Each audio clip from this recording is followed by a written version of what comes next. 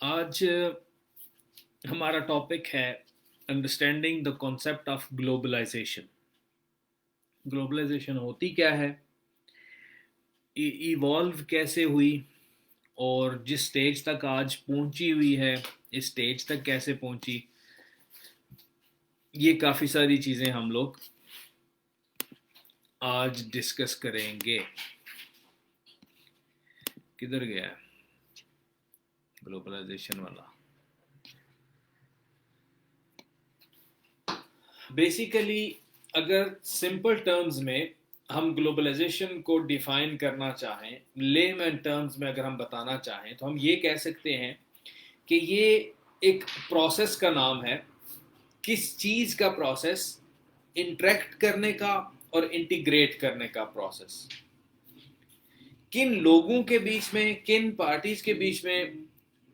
अब ये इंटरेक्शन और इंटीग्रेशन लोगों के बीच भी हो सकती है, कंपनीज के बीच भी हो सकती है, गवर्नमेंट्स के बीच में भी हो सकती है, नॉन गवर्नमेंटल ऑर्गेनाइजेशंस के बीच में भी हो सकती है, ये किसी मतलब इस तरह की किसी सिनेरियो में भी हो सकती है। और इस प्रोसेस को इंटरनेशनल ट्रेड और इन्वेस्टमेंट का जो आप ये कह लें डोमेन है, वो इसको ड्राइव करता है। इसका ड्राइविंग फोर्स वो है, मतलब बस वो है जिसके बीच में ये सारा प्रोसेस ट्रेवल करता है। और इस प्रोसेस को एड करना, यानी कि उस बस का पेट्रोल क्या है, that is IT, information technology. तो आम टर्म्स में अगर हम डिफाइन करना चाहें तो हम ये कह सकते हैं कि globalisation is a process of interaction and integration among people, companies, governments, non-governmental organizations. It is a process driven by international trade and investment and aided by information technology.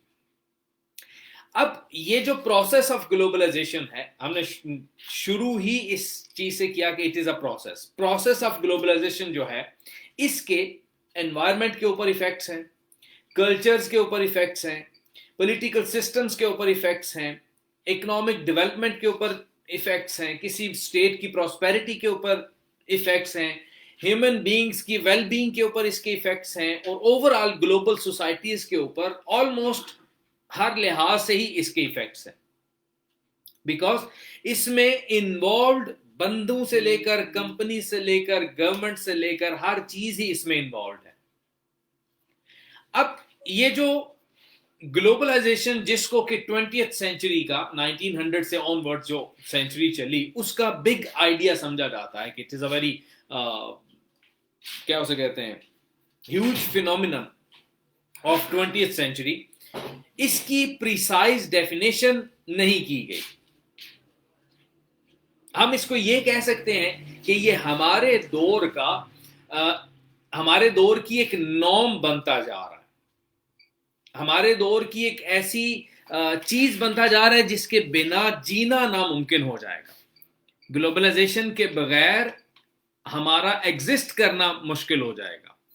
दुनिया से कट कर रहना is basically anti globalisation perspective. ठीक है कि आप जहां पे हो बस उसी कन्फाइंड प्लेस के अंदर अपने ही रिसोर्सेज में, अपने ही हालात में, अपने ही तरीके से जीते रहो। ना बाहर से कोई कल्चरल इन्फ्लुएंस लो, ना बाहर से कोई इकोनॉमिक सपोर्ट लो, ना इंपोर्ट्स हो ना एक्सपोर्ट्स हो, कुछ भी ना हो, अपनी हद तक महदूद होकर रह जाओ। ये एंटी ग्लोबलाइजेशन पर्सपेक्टिव है, जो कि ऐसा होता नजर नहीं आ रहा। हम ज्यादा से ज्यादा इंटीग्रेट होते जा रहे हैं, हम ज्यादा से ज्यादा करीब होते जा रहे हैं। इस वक्त पूरे पाकिस्तान से आप लोग डिफरेंट लोकेशन से बैठे हुए हो, and we are talking like we are sitting एक दूसरे के आमने सामने। और normally most of the times ये लेक्चर्स भी पेड होते हैं। तो बेसिकली हो क्या रहा होता है, सर्कुलेशन ऑफ वेल्थ भी चल रही है, सर्कुलेशन ऑफ मनी चल रही है, टैक्स जनरेशन हो रही है, लर्निंग का प्रोसेस चल रहा है। आप लोगों की उस लर्निंग से आप लोग जॉब के प्रोसेस में जा रहे हो। तो it is a vast phenomena, बहुत बड़ा एक फिनोमिना ये चल रहा है। ये जो टर्म ग्लोबलाइजेशन है, इसको मजीद अगर हम क्या उसे कहते हैं, कुरेदना चाहें, मजीद समझना चाहें, तो हम ये कह सकते हैं कि दुनिया के अंदर जितने भी एस्पेक्ट्स ऑफ लाइफ हैं, अब वो कल्चरल एस्पेक्ट्स हो सकते हैं, वो क्रिमिनल एस्पेक्ट्स हो सकते हैं, वो फाइनेंशियल हो सकते हैं, एनवायरमेंटल हो सकते हैं, किसी किस्म के भी एस्पेक्ट्स हैं जो ह्यूमन लाइफ के साथ रिलेटेड कोई भी एस्पेक्ट्स हैं, उन तमाम एस्पेक्ट्स में जो इंटरकनेक्टेडनेस है, एक दूसरे के साथ जो रेलिवेंस है, एक दूसरे के साथ जो वो मिक्सचर है, that is broadening, that is deepening and that is speeding up. तीनों लिहाज से चीजें तेज भी हो रही हैं, इन डेप्थ भी हम लोग जा रहे हैं, और हमारे पास ब्रॉडर होराइजन जो है ना वो नजर आते हमें दिख रहे हैं कि हम लोग कैसे एक दूसरे के साथ करीब से करीब तक होते जा रहे हैं। इसको हम एक ग्लोबल शिफ्ट का नाम दे सकते हैं, जिसमें economic forces, technological forces, cultural forces, social forces, religious forces, हर तरह की फोर्सेस एक शेयर्ड इकोनॉमिक और पॉलिटिकल एरेना के बीच में परफॉर्म कर रही हैं। ये जर्नल एक कॉन्सेप्ट है ग्लोबलाइजेशन का। जर्नली मैंने आपको इसको समझाने की कोशिश की है। यहां तक आप लोगों को समझ आ गई है जो जो बातें मैंने आप तक बयान की हैं?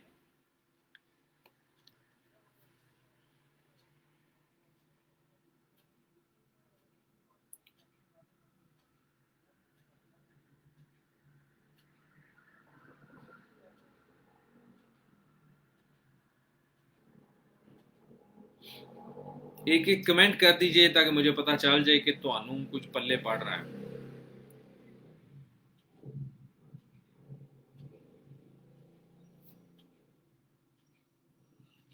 अब एक चीज ध्यान में रखें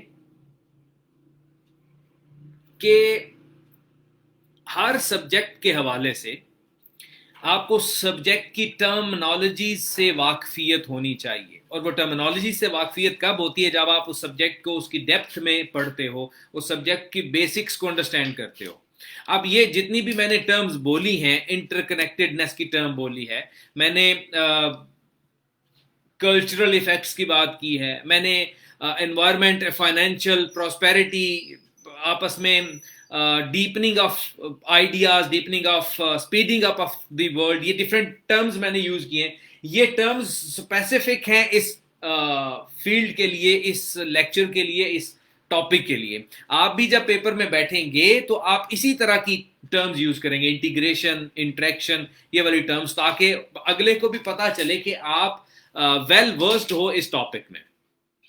अब हम ये समझते हैं, अक्सर औकात ये बात समझी जाती है कि ग्लोबलाइजेशन कोई नया फिनोमिना है, कोई नई बात है, हमारी 20th सेंचुरी की या 21st सेंचुरी की इजाद है, जबकि ऐसा नहीं है।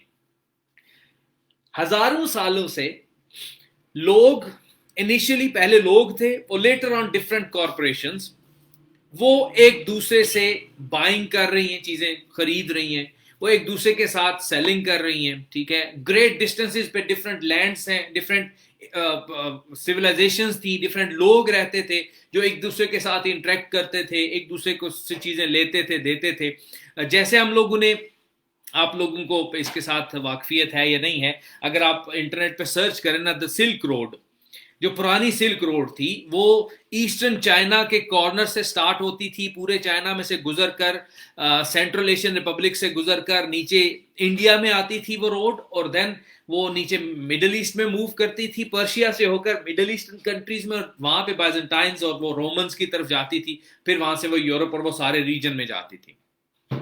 अब ये क्या था? बेसिकली एक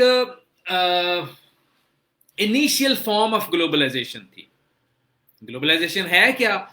एक चीज का एक जगह से मूव करके दूसरी जगह पे इस्तेमाल होना, या उस जगह से मूव करके पहली जगह पे इस्तेमाल होना। कोई ऐसे फिनोमिना जो उस जमीन के लिए मुख्तस ना हो, यानी कि वो चाहे कल्चर हो, वो ड्रेस कोड हो सकता है, वो आपकी लैंग्वेज हो सकती है, वो कुछ भी हो सकता है जो आपके एरिया से रिलेटेड नहीं है लेकिन स्टिल आपके एरिया में आई है, या आपकी जो लैंग्वेज, कल्चर, इस तरह की चीजें वो दूसरे एरिया में पनप रहे हैं, तो ये ओवरऑल इसी को तो ग्लोबलाइजेशन कहते हैं। तो वो central Asia, China, Europe, middle east, ये सारे कंट्रीज, ये सारे रीजन्स पहले भी कनेक्टेड थे। मिडल एजेस, जो ह्यूमन हिस्ट्री की मिडल एजेस हैं, उसके दौरान भी ये कनेक्टेड थे। सेंचुरीज पहले भी, अब सिर्फ इसकी इस्लाम की एग्जांपल ले लीजिए, कॉरपोरेशंस और इंडिविजुअल्स एंटरप्राइजेस दूसरे ममालिक में जाके इन्वेस्ट करते थे। अगर आप बात करें हजरत उस्मान की, थर्ड कैलिफ ऑफ इस्लाम, हजरत उस्मान के मुख्तलिफ एरियाज में, वो अफ्रीका के एरियाज, वो पर्शिया के एरियाज, वो बाइजेंटाइंस के एरियाज, वहां पे डिफरेंट जगहों पे उनके विलास थे, उनके अपने घर थे जहां पे वो जाके स्टे करते थे, जहां पे जाके वो इन्वेस्ट करते थे। वो उनके अपनी, उस दौर के लिहाज से उनकी अपनी कंपनीज थी जो वहां पे ट्रेड कर रही थी और ये सारे काम चल रहे थे। हम ये भी कह सकते हैं, रियलिटी ये है कि बहुत सारे जो करंट ग्लोबलाइजेशन हमें जो नजर आ रही है, ये जो वेव ऑफ ग्लोबलाइजेशन है, ये इसके बहुत सारे फीचर्स ऐसे हैं जो फर्स्ट वर्ल्ड वॉर से पहले भी थे और हंड्रेड्स ऑफ ईयर्स पहले भी एग्जिस्ट कर रहे थे। तो globalisation is not a new phenomena in its true essence. हाँ, नाम हमने इसको अब दे दिया और ये अपनी एडवांस्ड और मोस्ट एवोल्यूशनाइज्ड फॉर्म में अब पहुंच चुकी है, ये हम कह सकते हैं। सो ग्लोबलाइजेशन की पुरानी हिस्ट्री है, पुराना ये चलता आ रहा है, कोई नई चीज नहीं है। यहां तक समझ आ गई?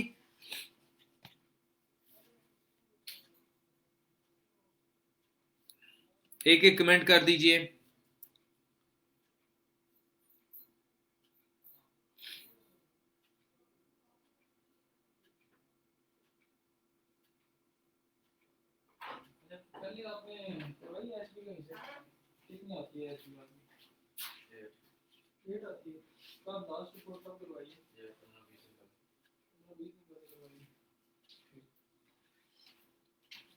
हमारे पास जो आ रही है ना एसबीआई, वो आ रही है 5.2 अभी।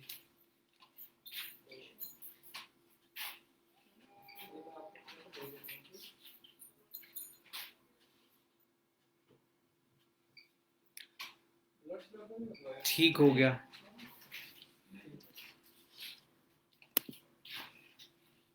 अब आज का सिनेरियो क्या है? पिछले कुछ डेकेड से 4, 6, 8 डेकेड्स अगर आप पीछे चले जाएं, इनमें cross border trade, cross border trade होता है जो एक मुल्क से दूसरे मुल्क में या मल्टीपल कंट्रीज में ट्रेड चल रही होती है।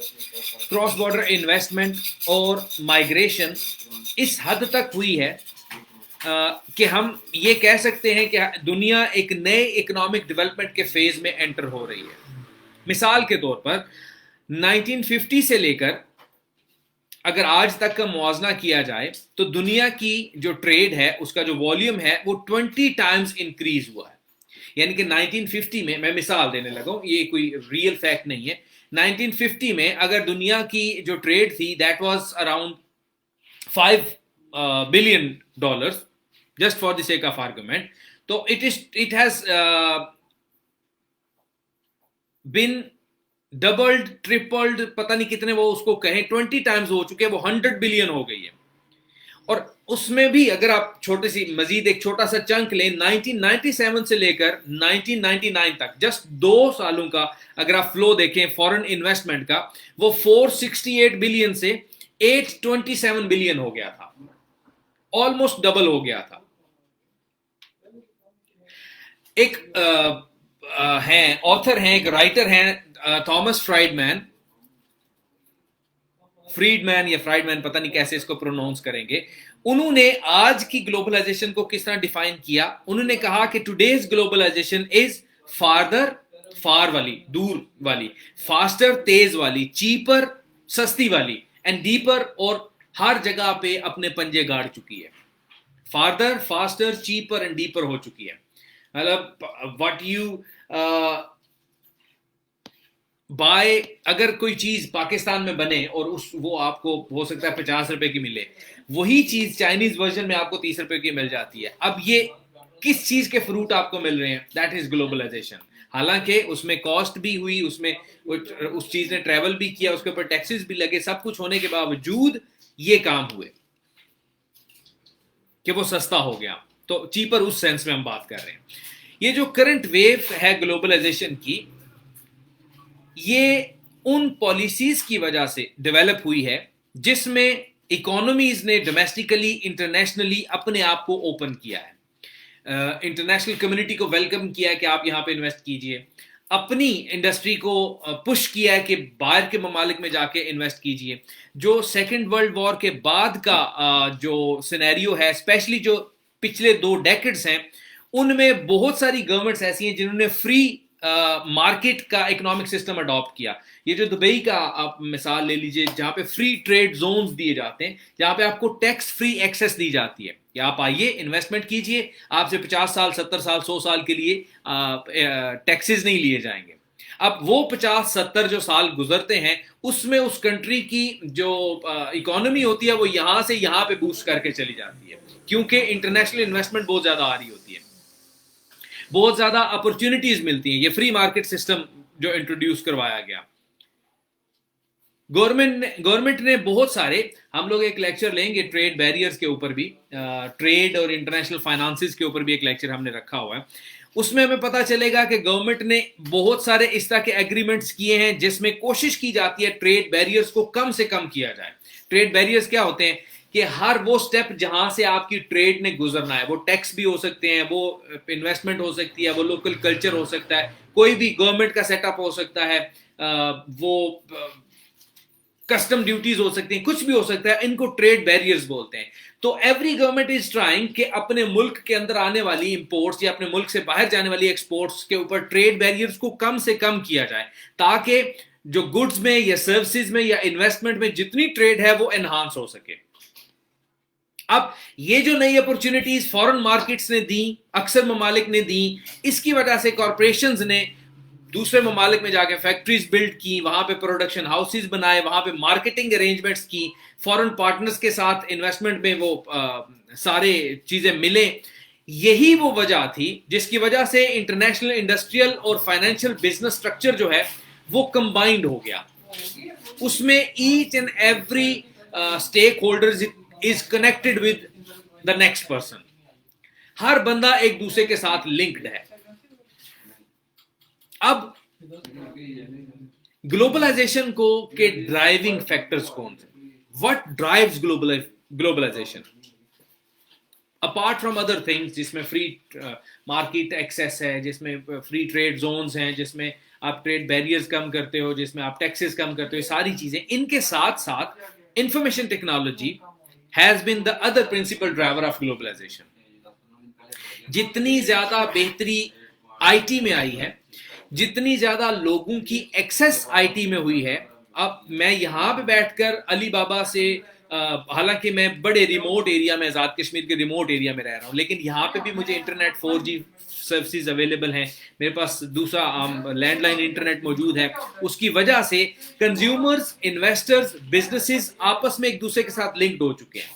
मैं डायरेक्टली, बजाय इसके कि मैं यहां से राब्ता करूं गुजरात वाला राब्ता करे लाहौर वाला राब्ता करे कराची, और कराची वाला राब्ता करे चाइना वाले अपने किसी पार्टनर के साथ, और वहां से वो चीज आए इन इतने रास्तों से होकर यहां पे पहुंचे। अब मेरे पास ऐसी अपॉर्चुनिटीज हैं कि मैं डायरेक्ट राब्ता कर सकता हूं जो चाइना में चीज मैन्युफैक्चर कर रहा है। और ये सारा हुआ कहां से?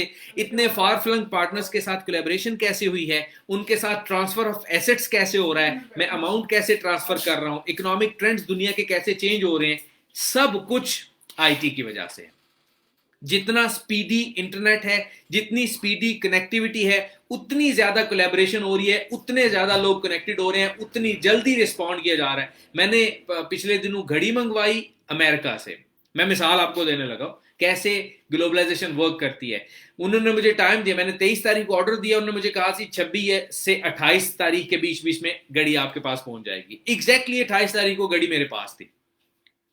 अब इतनी दूर से एक चीज ट्रेवल करके थ्रू ऑल बैरियर्स, वहां पे जो ट्रेड बैरियर्स थे, यहाँ पे जो ट्रेड बैरियर्स थे, कस्टम ड्यूटीज थी, एयरपोर्ट था, पता नहीं क्या क्या था, सारे क्लियर करके मेरे तक पहुंच गए। अब इसको मजीद तेज भी किया जा सकता है। वो अगर आप वो DHL की एक्सप्रेस सर्विस लो, उसके लिए एक्स्ट्रा चार्जेस पे करो तो वो तीसरे दिन आपको मिल जाती है। ये सारा फैक्टर है क्या? मेरा राब्ता कैसे हुआ, मैंने उनके साथ उनको पे कैसे किया, बैंकिंग, ईच एंड एवरीथिंग, सब कुछ का जो ड्राइविंग फोर्स है that is technology, that is IT. So globalisation की बैकबोन हम कह सकते हैं आईटी को। अगर ये ना हो तो इतनी फास्टर, डीपर और ये चीपर ग्लोबलाइजेशन ना हो सकती। ये ओवरऑल एक था इसका ग्लोबलाइजेशन का आइडिया। लेकिन जहां पे इसके प्रोपोनेंट्स मौजूद हैं, जहां पे ग्लोबलाइजेशन को सपोर्ट करने वाले लोग मौजूद हैं, जहां पे इसको आगे बढ़ाने वाले लोग मौजूद हैं, उसी जगह पे ग्लोबलाइजेशन के एंटी पर्सपेक्टिव भी मौजूद हैं। जो ग्लोबलाइजेशन को सपोर्ट करते हैं लोग, वो ये कहते हैं कि जो पुअर कंट्रीज हैं उनके सिटीजन्स हैं वो इकोनॉमिकली अपने लिविंग स्टैंडर्ड्स को राइज कर सकते हैं। जबकि ओपोनेंट्स ऑफ ग्लोबलाइजेशन क्या कहते हैं कि इसने एक ग्लोबलाइजेशन ने एक अनफैक्टर्ड इंटरनेशनल फ्री मार्केट बना दी है, जिसका सबसे ज्यादा फायदा मल्टीनेशनल कॉर्पोरेशंस को हो रहा है, वेस्टर्न वर्ल्ड को हो रहा है, local enterprises, local cultures, local investors, common people, उनको नुकसान हो रहा है। वो कहते हैं लोग इंटीग्रेट ज्यादा होते जा रहे हैं तो कल्चर्स बीच में से डिमिनिश होते जा रहे हैं। मतलब पाकिस्तान में, लाहौर में चले जाएं, आपको 70% लोग पैंट शर्ट में नजर आएंगे, शलवार कमीज कम होती नजर। ये जस्ट एक फिनोमिना है, मैं एक मिसाल आपको दे रहा हूं। तो बेसिकली लोकल लेवल पर, गवर्नमेंटल लेवल पर मुख्तलिफ ऐसी हैं रिवायतें जहां पे ग्लोबलाइजेशन को रेजिस्ट किया जा रहा है, जहां पे गवर्नमेंट्स मैनेज करती हैं फ्लो ऑफ कैपिटल किस तरह का होगा, लेबर कितनी फ्लो होनी चाहिए, गुड्स कितने फ्लो होने चाहिए, आइडियाज कितने फ्लो होने चाहिए, ताकि वेव ऑफ ग्लोबलाइजेशन जिस स्पेस पे चल रही है इस स्पेस से उसको रोका जा सके। ऐसे लोग भी मौजूद हैं। मतलब उसके there are pros of globalisation and there are cons of globalisation as well. तो वो कॉन्स क्या है, उसके एंटी पर्सपेक्टिव क्या है, उससे रिलेटेड मैं आप लोगों को एक आर्टिकल वो ग्रुप में शेयर करता हूं, तो उससे आपको आइडिया हो जाएगा कि वो कौन कौन से हैं। आज का लेक्चर बेसिकली मैं बस इतना ही रखना चाह रहा था कि जिसमें सिर्फ और सिर्फ आपको ये कॉन्सेप्ट समझाऊं कि ये है क्या, और इसके साथ जो हमारे वो हैं, क्या उसे कहते हैं, मैं सिर्फ इसको लिमिटेड रखना चाह रहा था ग्लोबलाइजेशन तक, इसकी अंडरस्टैंडिंग तक। अब इसमें जितना डीप हम जाना चाहें जा सकते हैं। इसके पॉइंट्स मैं आप लोगों के साथ शेयर कर देता हूं, या हमारी एक शार्प स्टूडेंट है वो आप लोगों के साथ ग्रुप में शेयर कर देती हैं।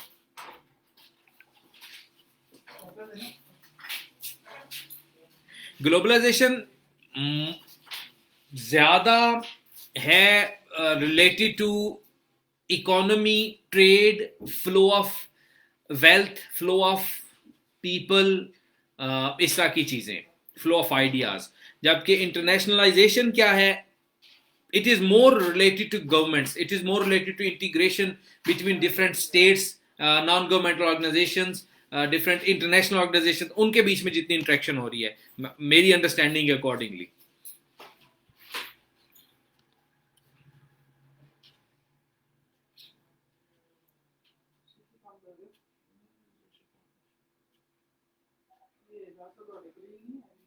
चलें जी, अपना ध्यान रखें, खुशबाश रहें, दुआ में याद रखते हैं। मिलते हैं ब्रेक के बाद। Take care, bye bye, tata, अल्लाह हाफिज।